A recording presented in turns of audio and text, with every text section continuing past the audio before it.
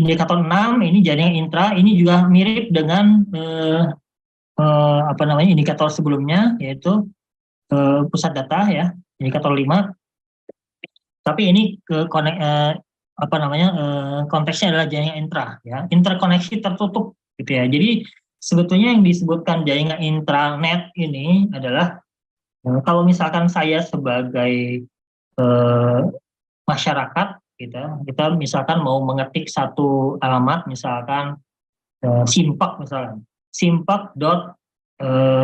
nama kementerian kita ya, itu sebetulnya kalau jaringan intra maka kita nggak ketemu alamatnya. Tapi kalau kita sebagai pegawai, kita akan ketemu alamatnya gitu ya, dengan perangkat yang official dari kantor kita, dari organisasi kita ya.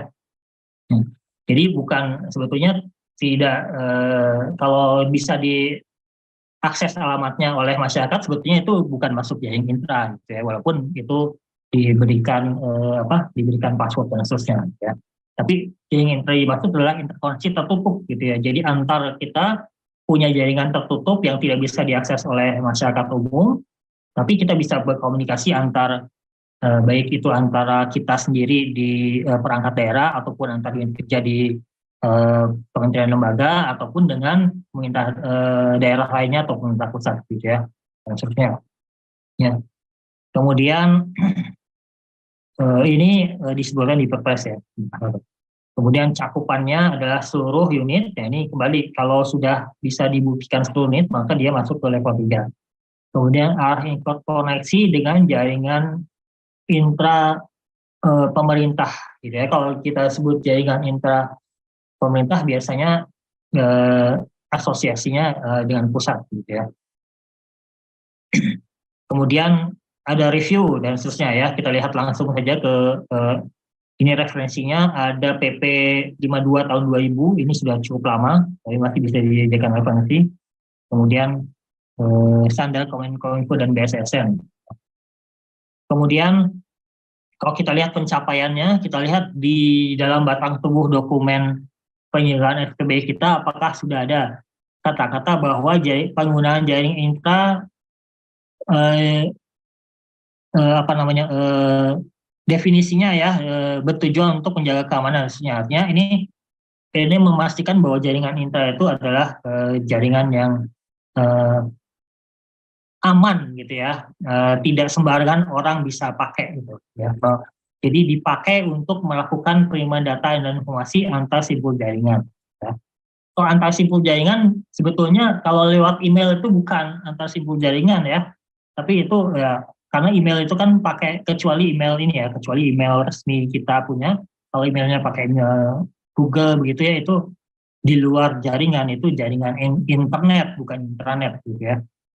Nah, kemudian, ini poin 2-nya disebutkan bahwa dapat menggunakan jaringan fisik yang dibangun. Jadi kalau kita punya jaringan fisik yang dibangun, ya kita bertukar data secara elektronis lewat situ dan itu tidak bisa digunakan oleh publik, maka itu namanya jaringan intra.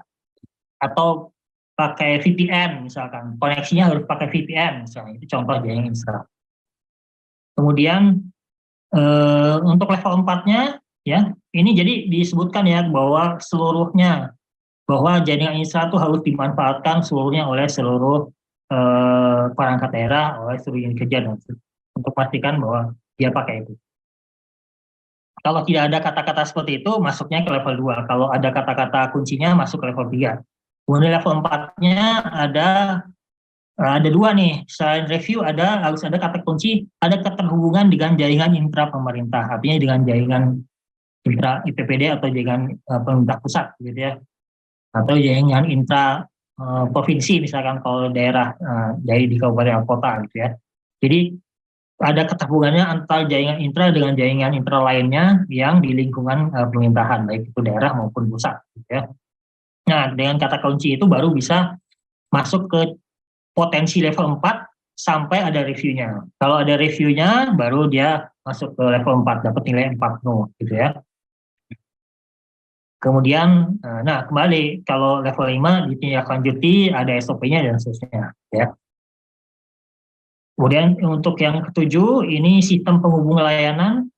Ya, sistem penggunaan sama dengan, bukan sama, maksudnya pengaturannya mirip dengan jaringan infra, yaitu ada SPL, ada FPLP ya, kalau kita singkatan penggunaan. Jadi ini adalah perangkat integrasi ya, bentuknya bisa perangkat, bisa aplikasi apapun, tapi yang jelas dia melakukan integrasi. Jadi nanti hubungannya antar aplikasi itu bukan antar aplikasi langsung dengan aplikasi lain, tapi lewat ini, lewat apa, pengatur yang namanya sistem penghubung layan. Jadi misalkan aplikasi Sipak mau berhubungan dengan aplikasi keuangan, itu dia tidak nembak API langsung ke aplikasi keuangan, tapi API-nya ke sistem penghubung lain dulu. Nanti sistem penghubung lain baru yang ke aplikasi keuangannya, gitu ya. Jadi dia ada Mohon di izin tengah. Pak Diawan, Ya. ini udah jam 12 lewat ya Pak. Mungkin Mhm. sampai indikator 6 dulu Pak, nanti indikator 7 setelah Oh, baik.